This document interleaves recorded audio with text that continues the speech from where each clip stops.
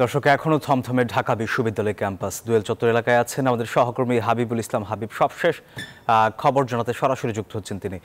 হাবিব, ক্যাম্পাসে এখন পরিস্থিতি কেমন দেখছেন?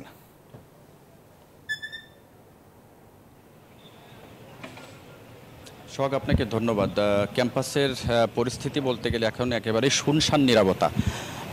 তবে আমি এই মুহূর্তে দাঁড়িয়ে রয়েছি ভিসির বাসভবনের সামনে। ঢাকা বিশ্ববিদ্যালয়ের উপাচার্যের বাসভবনে এখান থেকে ঘণ্টাখানেক আগে শিক্ষামন্ত্রী ঢুকেছিলেন এবং সাথে আরও বেশ কয়েকজন শিক্ষক ঢাকা বিশ্ববিদ্যালয়ের তারাও ভিসির বাসভবনে গিয়েছিলেন।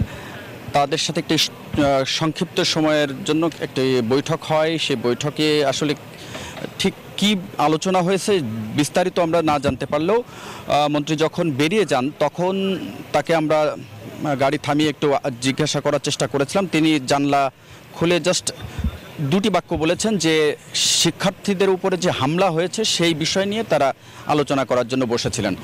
আর আমার আশপাশে প্রচুর সংখ্যক আইন শৃঙ্খলা বাহিনীর সদস্য রয়েছেন, পুলিশ, আনসার ব্যাটালিয়ন সহ অন্যান্য সাদা পোশাকের সদস্যরা, আইন শৃঙ্খলা বাহিনীর সদস্যরা রয়েছেন।